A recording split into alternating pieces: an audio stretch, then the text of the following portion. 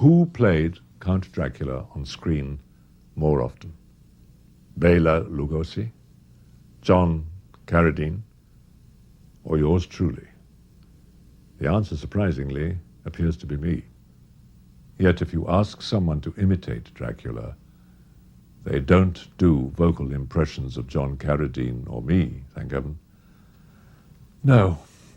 40 years after his death, Bela Lugosi's face and voice are inexorably linked to his most famous role.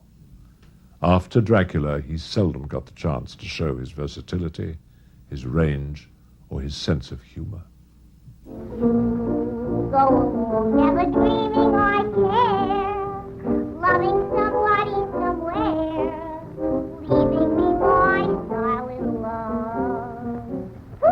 Betty. Betty.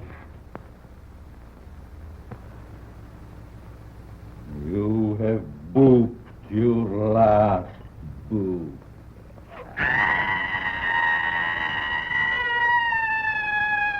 The biggest misconception about my father really is in the focus of everyone's knowledge and attention about him in the later years of his life, which were obviously not the best years of his life. And so that's what most people know about my father. They don't know about his glorious early years and the middle years where he was so successful with roles such as Dracula, and how he traveled the world and how well he lived.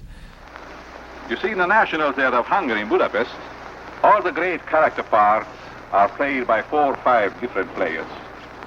Each competes with the other. Each plays the part in accordance with their own conception. Lugosi was known as the ladies' man, and he was probably the most sexually attractive male I have ever known in my life. He could walk into a room and there was this pull from every corner, and women just flocked to him. And I thought that was sort of funny, although I could feel it. I am Dracula. He toured with the play for nearly 2 years, but Universal Pictures wanted Lon Chaney, who had played a demonic vampire in London After Midnight. Chaney's death in 1930 opened the field to others. Lugosi had made his test for Dracula before he put together a company to do the stage version of Dracula. And I was Lucy to his Dracula in that company, and we got as far as the Lovero Theater in Santa Barbara when he was called back being told that he had the part. Dracula? Oh, what's he done to you, dear? Tell me. He came to me. He opened a vein in his arm, and he made me drink.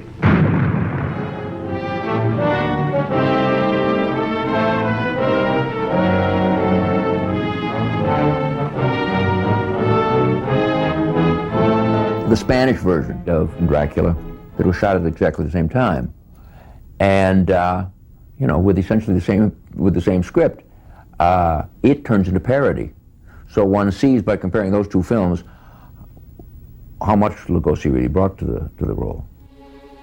The follow-up film was to star Lugosi under the direction of Robert Florey, but Universal decided to cast Lugosi not as Frankenstein, but as the monster, then conceived as a vicious, unthinking brute.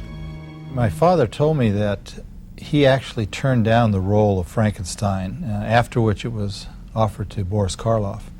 And what he told me is the reason that he turned that down was because it had no lines, and he felt that grunting and doing the various gestures that Frankenstein did was really misuse of his talent. He also said he was very sorry he did that as a career move because it created one of his best competitors. Murders in the Rue Morgue became the consolation prize to Lugosi and director Robert Florey. It provided both an opportunity for atmospheric expression. Dr. Miracle in the Rue Morgue is guilty of 4 murders so far this week, and by now perhaps a 5th.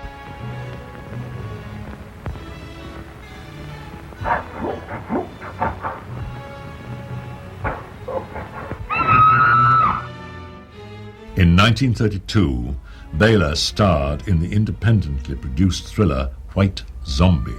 And even though it was not a universal production, the film's producers rented leftover sets from Dracula.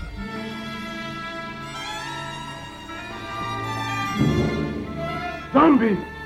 Allez vite! Allez!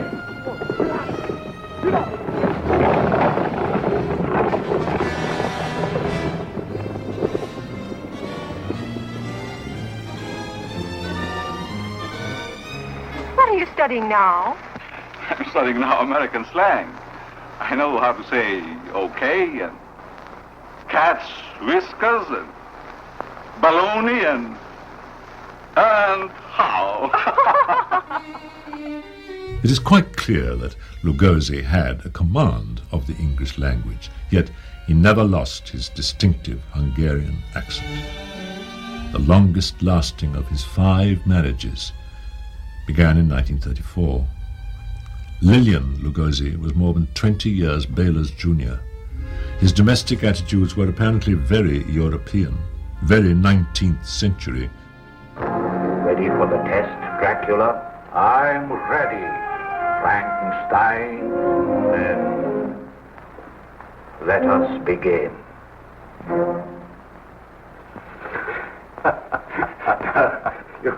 You understand, Bela, don't you? That the one who wins this little game of chess is to lead the parade at the film stars' frolic. Okay, Boris. Your move. Right. Universal teamed Karloff and Lugosi together and thinking it would be good box office. And the first picture they did together was The Black Cat.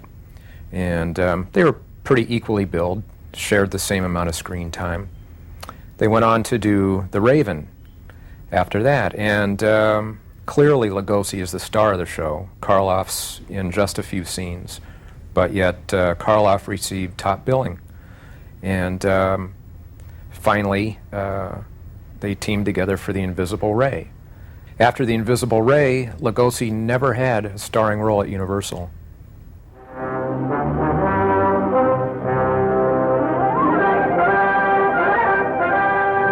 You're poisoned.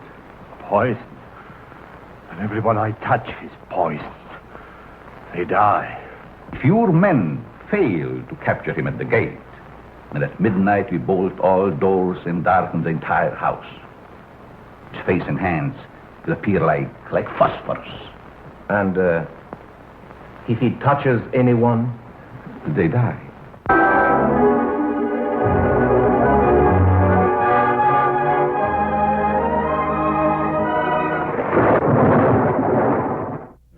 there was a kind of a competition between Karloff and Bela Lugosi. Not that they were aware of it, that they masterminded or deliberately contrived, but the two men were I guess, symbols of that kind of horror picture at that time. Well, it was Christmas time, and in those days they decorated not with Olympic banners, but with stills of the various stars blown up and a circle of Christmas lights around them and tinsel. And it was just when there had been the big smash hit of Frankenstein down the street, and came to the Karloff one, and he stopped and he bristled and muttered some things in Hungarian and hissed a bit, and we said, but after all, you know, Karloff could never play Dracula. And he said, that was right. But I think since he had tested for the monster, I think he felt sad that he didn't have it. It's again one of these strange situations where he was so good. I wish he could have had the chance to do some of these other parts. Great Britain banned horror films altogether in 1937. Hollywood ceased production of this type of entertainment. Lugosi was unemployable for nearly 2 years. I believe when I was born in 1938, those were tough financial times for my father. He hadn't worked for a while steadily. I heard that those were tough times for him. But what I remember from my early childhood is that he always provided a good life for me and my mother and himself. Universal hired Lugosi for a paltry $500 a week, far less than co-stars Basil Rathbone and Boris Karloff. Director Roland V. Lee was so incensed that he extended Igor's importance to the story and thus Lugosi's salary. The film was released in 1939, which proved to be a good year for Lugosi, and returned to England for one of his grimmest films, The Human Monster, also called The Dark Eyes of London, from a story by Edgar Wallace. This was the first horror film that I ever saw. I was, 16, 17, something like that, barely old enough to see this kind of picture legally in Britain. Lugosi takes psychotic delight in eliminating his enemies. Have been writing on little bits of paper. The police have been here. They might come back, Lou. They might ask you questions. You're blind and you can't speak, but you can hear. And that will never do.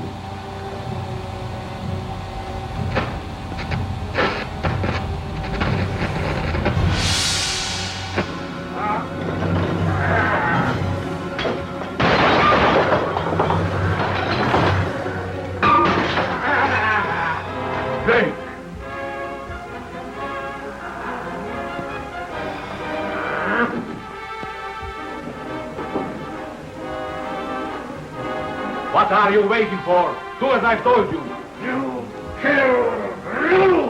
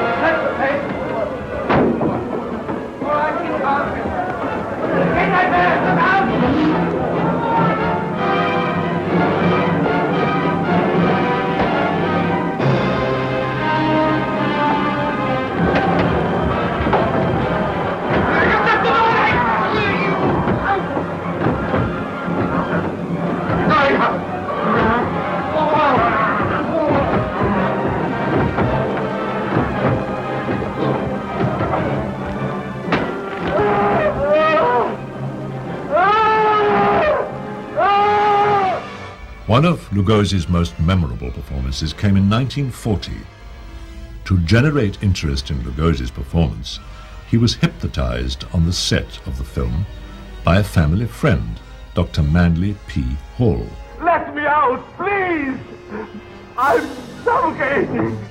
The film's director, Arthur Lubin, said he had never heard a man die so horribly and convincingly on screen as Lugosi.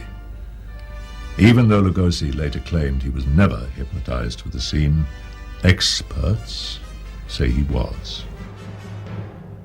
The whole hypnosis thing in Black Friday was actually cooked up as a publicity angle because Lugosi just had a very small role in the film. This was around the time where it looked like Universal was really going to get back behind Lugosi and put him back on top again.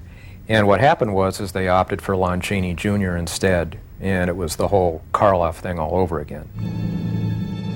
The Wolf Man, originally conceived in 1939 as a gypsy werewolf tale, was supposed to be Lugosi's reward for his fine work in Son of Frankenstein. The role instead went to Lon Chaney Jr.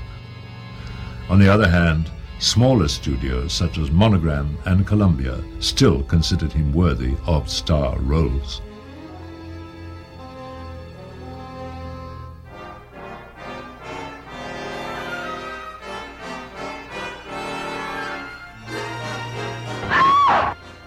We didn't socialize at all. I didn't really know him. I admired him, and he was a very courteous man, and a very calm man, and a very genial man. But he pulled on his red wine all day long, but it never showed. Never missed a line. Given a halfway decent script, Lugosi could bring sympathy and understanding even to the part of a serial killer. What I remember about the first time I saw my father in a scary movie was when the children who were my age, and this was, in the around age 5 or 6, I remember we all went to a movie and all the other little kids were hiding behind the seats because it was a scary movie. And of course, to me, it was just my father, and it didn't frighten me at all, and I wondered what was wrong with these children. And I've never forgotten that event.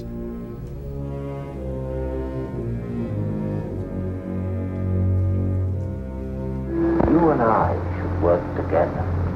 You mean we would sell the bodies to the doctors together? Dig them up? There'll be no digging. The kirkyards are too well guarded.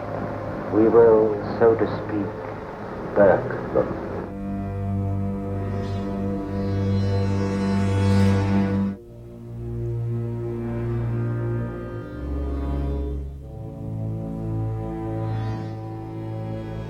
That was designed originally just for Karloff. And then the studio got an idea, it would be marvelous if we would say Karloff and Lugosi. Well, my take on that is the same as Bela Jr.'s, and that is that neither one of us ever heard our father say a disparaging word about the other. I think I do remember my father saying on one occasion that it was a shame that Bela hadn't mastered the English language a little more completely, because it would have allowed him to use his extraordinary acting skills in a lot wider range of vehicles.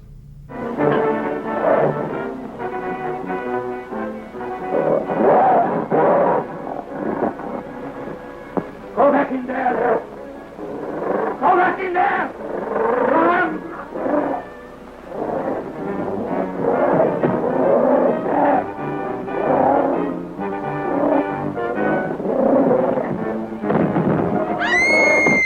You see, I'm 30 years here in America, and 8 months ago I was called to come to England to revive the American version of Dracula. Doesn't Dracula ever end for you? No.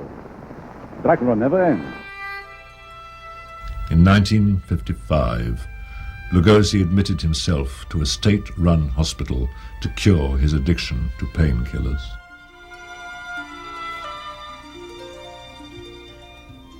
Now, for those who are on it, I would really suggest that they shall go right away and report their volunteer to a state hospital and get cured. Whatever state they're in. Yes, whatever state they're in. Or to go to a federal hospital. And for those who are just in danger, I would say they should be very careful, should pray, and shouldn't start it, because it's a terrible ordeal to go through a withdrawal. It's the greatest pain in the world. What happened to my father was he became medically addicted to morphine because of the leg pains that he had resulting from an injury. And at a very late age in life, he turned himself in to be cured and came out of the hospital completely cured. And I think it was a very heroic effort to do that, because he took a lot of heat from it. And I'm very proud of how he was able to take control of his life and lick a problem that he had. You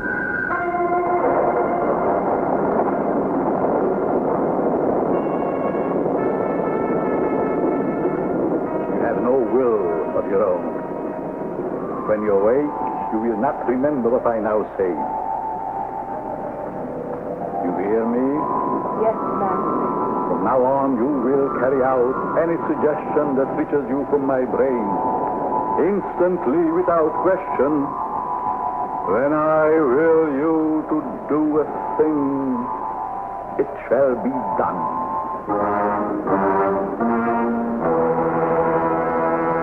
Shortly after his rehabilitation, Lugosi's manager, agent Ed Wood, hooked him up with a local Hollywood TV station to be the host of Shock Theater.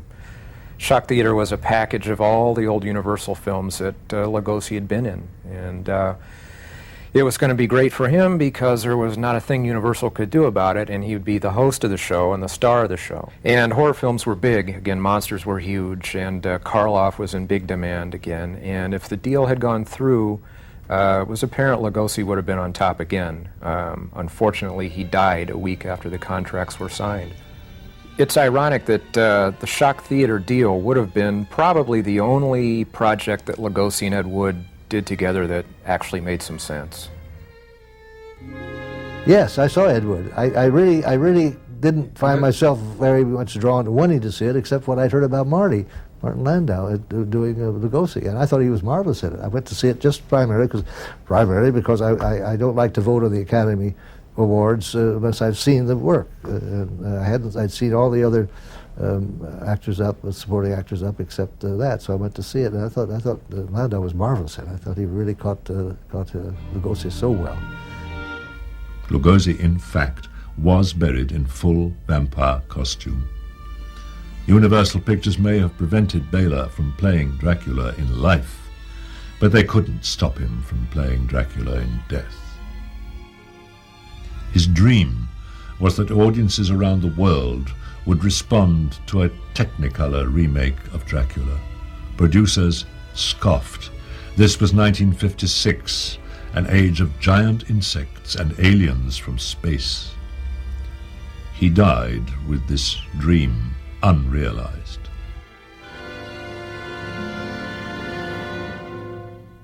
So you try to pay me in flattery, telling me that I'm a dreamer. Well, I do dream. Dreams that you could never guess. 2 years later, I starred in a Technicolor remake of Dracula. Audiences around the world responded. Some years after that, I was given this signet ring, a duplicate of the ring worn by Lugosi when he played Dracula. I wore it in all subsequent films in which I played the character out of respect for Bram Stoker, for fans around the world, and of course, my predecessor.